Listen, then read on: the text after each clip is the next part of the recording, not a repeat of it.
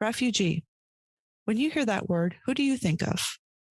Where are they coming from, and where are they seeking refuge?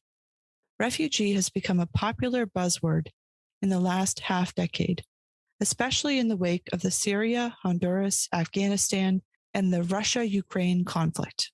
Though refugees can be displaced from many different countries, they all seek the same thing, a better and safer life away from persecution.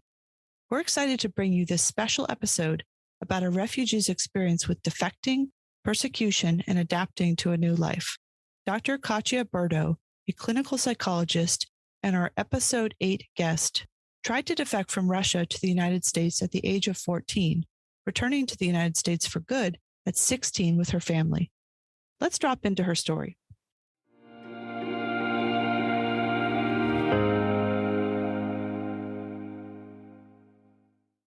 It's really good to have you on the show today, Katya, and I can't wait for this conversation because we're going to do something a little bit different. I know that you were a resident of the former USSR, that you defected when you were 14, but weren't actually able to immigrate to the US until you were 16 years old. Can you tell us that story? Sure, and thank you for having me, Shauna. Probably the story has the beginning in when I was born, because I was born into a household that was getting ready to immigrate. My father's dream was to leave the former Soviet Union due to its oppressive regime, and his family had managed to immigrate before I was born. However, when my father petitioned to leave the country, which was in 1976, they refused him after requiring that he quit his job, which left him unemployed without the possibility of ever working. They would not explain why it was that he was refused exit, but they encouraged him to reapply the following year. This went on for many years, and with him never knowing what this was about. Many, many years later, after the Soviet Union collapsed, it became known that because he had been a geologist and had access to maps where there were gold resources inside the USSR, he was under secret status and therefore was not allowed to leave for, I think, 20 years in total. In the process of my father remaining unemployed and trying to make a living on the black market, my parents divorced when I was 9. My mother remarried, and then as a new family, and my younger brother was born as a new family, we were also trying to leave, again, due to being Jews and the discrimination that was taking place against the Jews in Russia. However, because my parents were divorced, for my new family to exit with me, my father had to give permission for me to go. And he refused to do so for various reasons, perhaps out of spite. And so when I was 14, the former Soviet Union was already no more. And people had started to have the ability to go abroad. And my high school, I don't know exactly how they'd arranged it, but they had arranged a trip to New Rochelle, New York. They called it basically an exchange trip, and a number of us got to go, and I was on this trip. Before I left, my mother said, I don't know how we're ever going to be able to flee here, but you're getting to go. Maybe you should just run and stay. Mm-hmm. And, I took that very seriously because my entire life we'd been trying to run. What were the conditions that made you want to run so hard? Yeah. I think probably the persecution of the Jews was quite front and center. my mother was denied entrance into the Moscow University. She was then unable to be employed while pregnant, even though under the communist regime, everyone who wanted to work was supposed to get assigned a job, except for all the Jews in her class, graduating class, were unable to find work. So just no life for people, no opportunity. Because no opportunity, but also, openly discriminatory. I took entrance exams to go into a music college in Moscow from an extremely reputable music school, and I was directly told, we don't take Jews. This was not something that was kept a secret. In our passports on the front page, it said in large letters, Jew. So that was your only identification. I also think the economic hardships were quite substantial. As we were headed toward the 90s, there was less and less food. I remember we had a New Year's celebration, and there was no electricity, there was no heat, there was no hot water. My brother was in every conceivable piece of clothing that he had because he was so small and freezing. And we had 3 things of something edible on the table. That was a celebration, which means it taken us some time to get those things. So I think it was kind of multi-determined. So I came here with my classmates, and I was placed to live for those 2 weeks with a very lovely family in New Rochelle. And I think despite my inability to speak any English, they understood that I had gone to work on my plan to defect.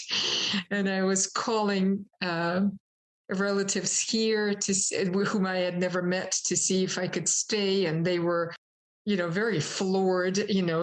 Some teenager from Russia had come, and they had met me, and I was going to stay here at 14 with no documents, no language, no money, no guardian, no nothing. And I would call my mother and I would say to her, what do you want me to do? Do you want me to run? What's going to happen to us if I run? And she said she went from lawyer to lawyer in Russia, and she said, I cannot get an answer whether or not we'll ever be reunited. I don't know. And she eventually said, I think this is your call. So you can imagine, I was 14 and it was my call. And I think what terrified me the most was that we would never see each other again, because it was a crime, obviously, to defect. And I had reconnected with a neighbor from our Moscow apartment who was a couple of years older, and they had immigrated to Queens a few years prior. Were you worried about your family? Were you worried about your family getting punished if you defected? I was, yeah. Even though the communist regime had collapsed, it was only the very beginning of that. I was worried about all of that. And what did I understand really at 14 anyway? I remember that my former neighbor, that she kept saying to me, if you go back, you're never going to have a life. How are you ever going to get out of there? What's your life going to be like? Do you understand how important it is that you get out of there? And it was so stressful for me. And I, in the end, just couldn't do it. And so I went back to the airport with her, and my principal was there and my classmates were there. And one of the teachers was contracted by the KGB to keep an eye on us.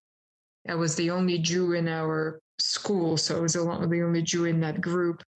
And I remember watching my luggage go in with my friend going, I can't believe you're going. This is the end of your life. She was 17 and I was 14. And somewhere where I watched my luggage go in, I just said to her, let's do it.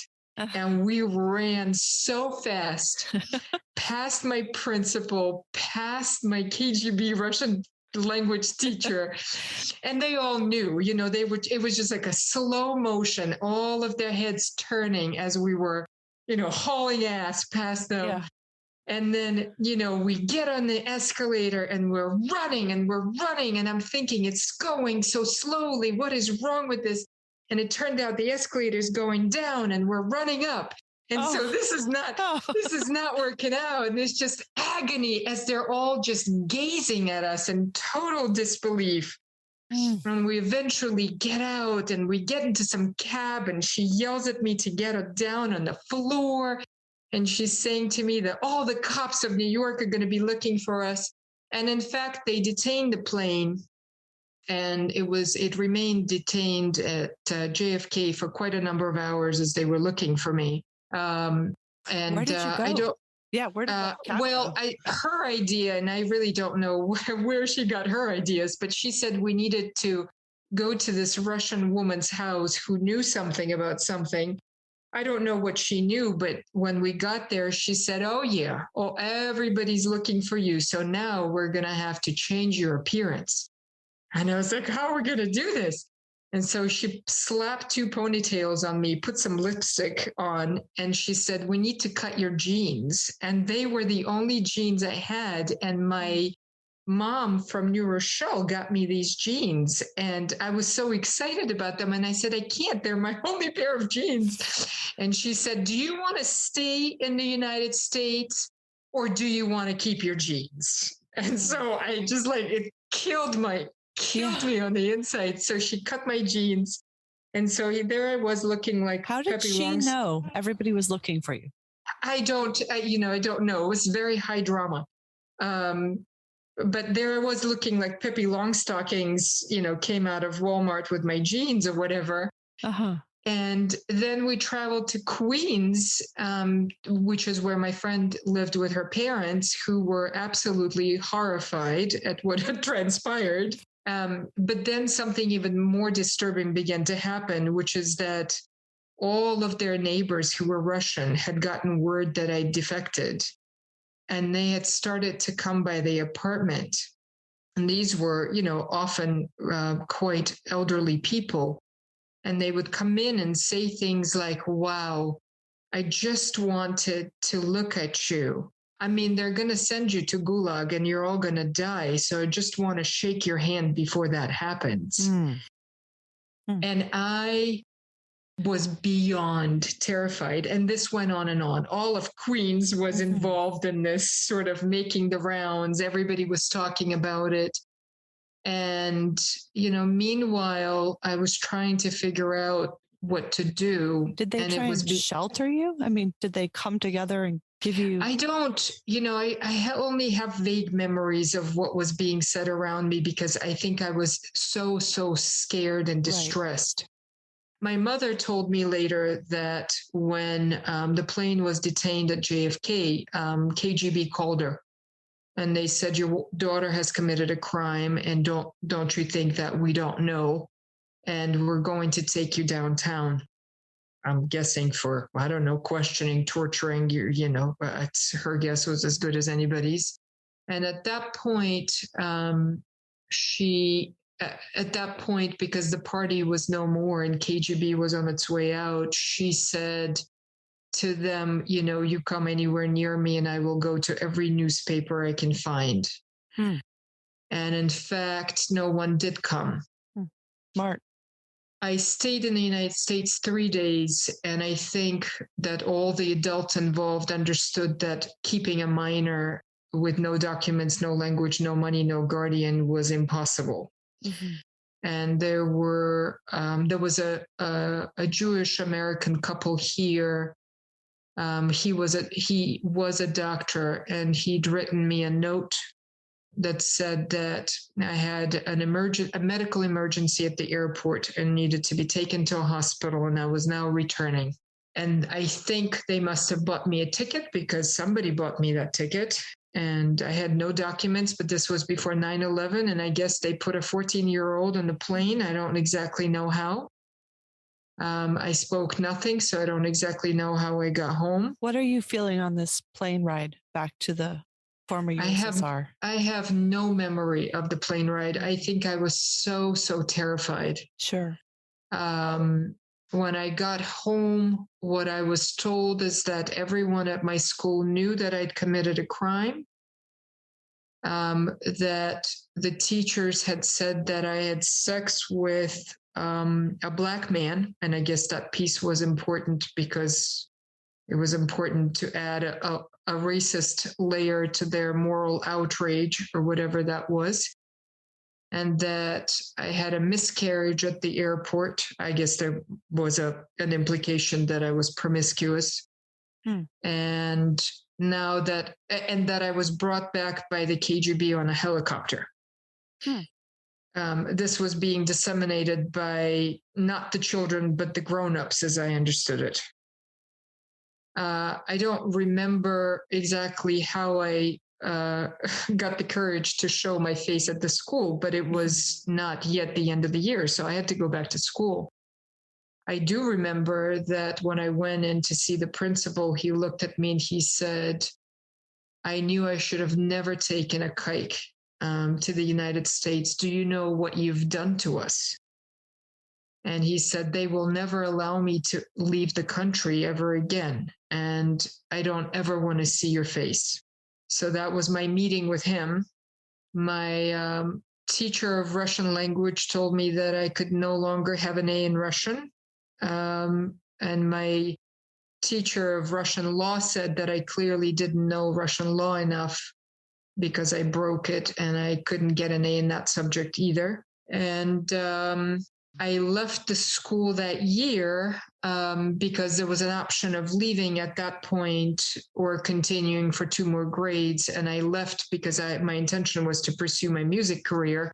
And when I took my entrance exams, I was informed that they wouldn't take me because I'm Jewish.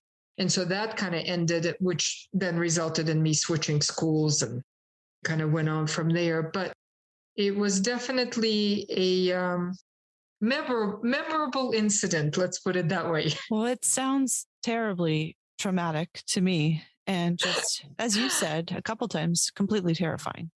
Yes, it was. Particularly the references to Gulag, yes. Yes.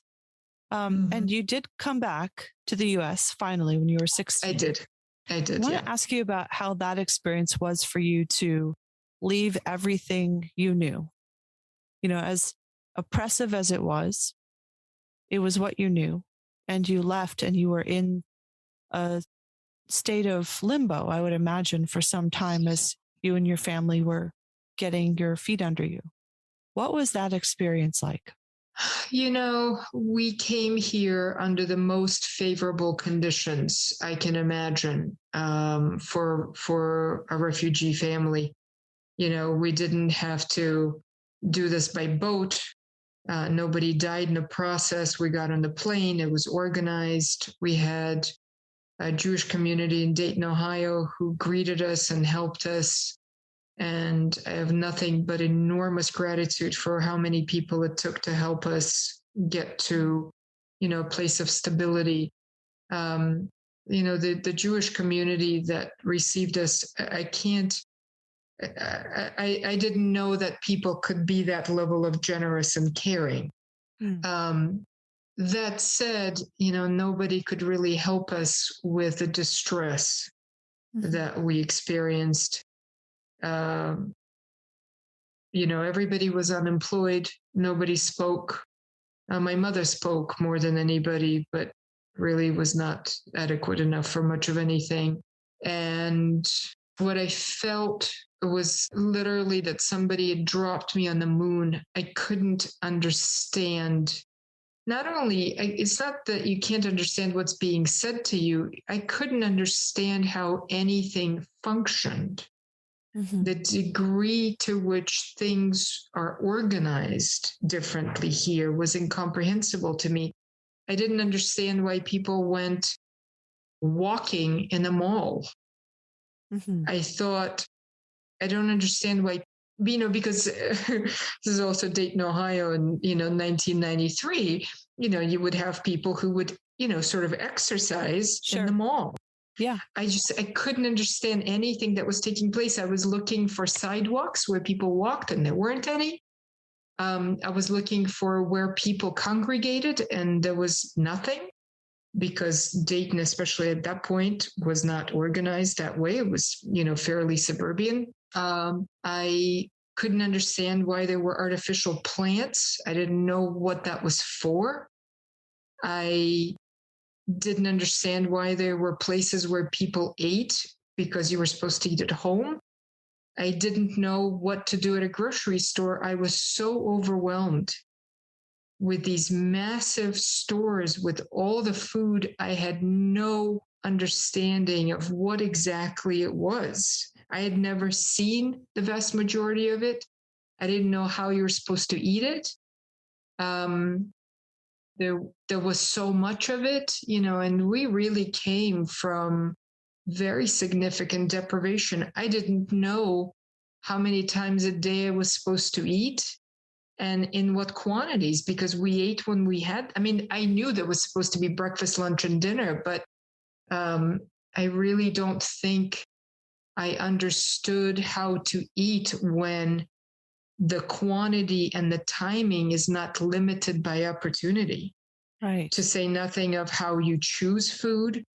I certainly had never heard of exercise. That wasn't anything any of us did. Yeah, tell me about, right, the scene in the former USSR. Like when you think about, why are people walking in the mall, for exercise? We at home? What's the, yeah. We're from Moscow. It's an enormous city.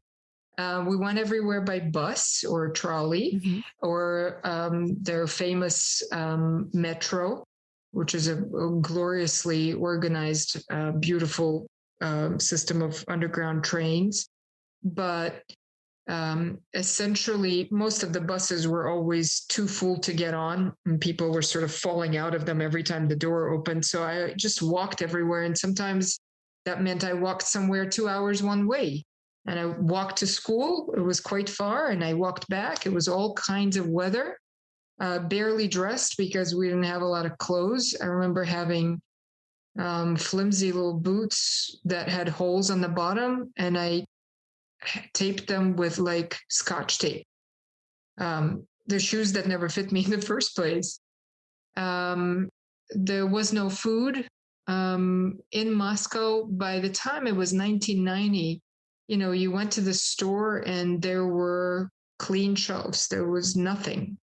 Sometimes there was bread, sometimes there was milk, but there was nothing. My mother had begun to trade in the coupons that each family got to get alcohol in exchange for grains, because none of us drank, but there was no food. And so she would put these postings on the light posts, and she would say, we'll trade vodka coupons for grain.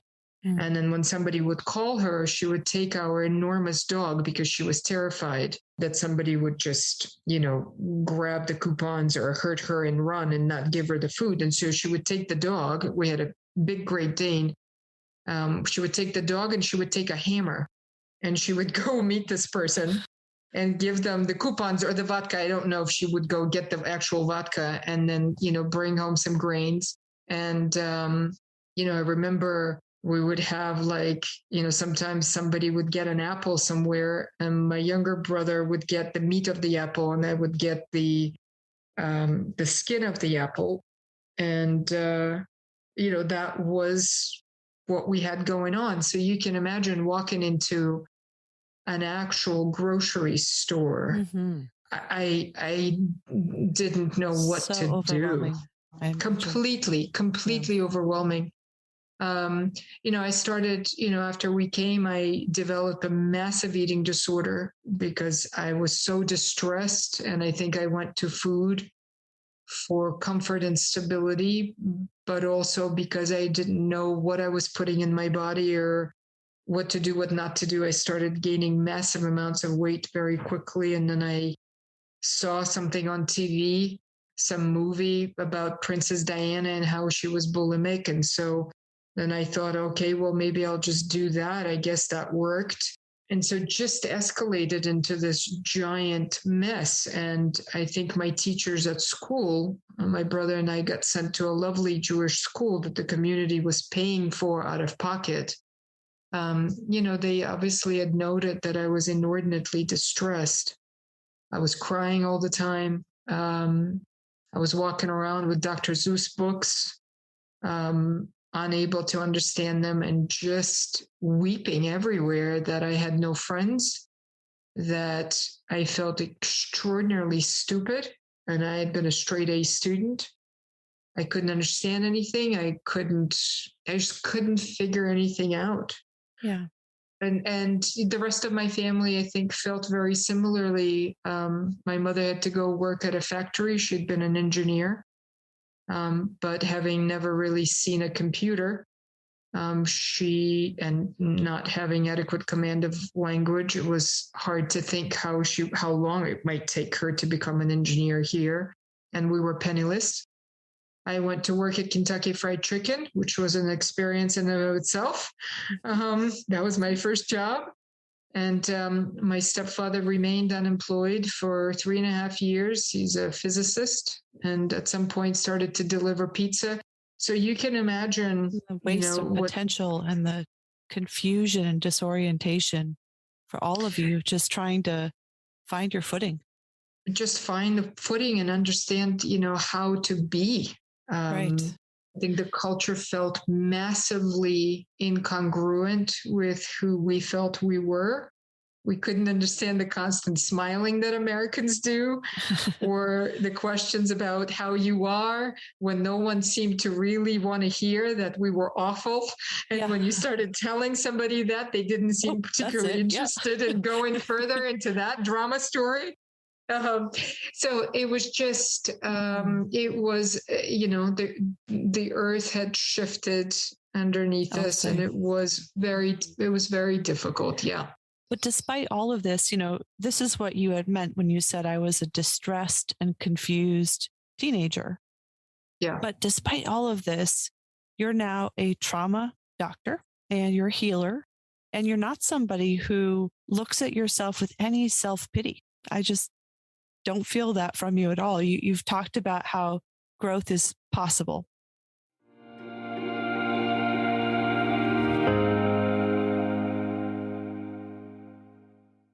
We're grateful to Katya for sharing her refugee story with us. The trauma one faces while in a situation like Katya's, or those that fled Honduras, Syria, Afghanistan, or the Ukraine, can be insurmountable, and the recovery can be long. We must not forget that just because they've found shelter in another country, it means that their journey is done. It took a long time for Katya to feel accepted and adapted to the American way of life. There have been and will continue to be millions of refugees throughout time. Be kind to your neighbor. You'll be hearing more from Dr. Katya Burdo as she joins us again on episode 8 to talk about the path forward, her work in mental health, and her personal experience with psychedelics. Post-traumatic stress is not a life sentence.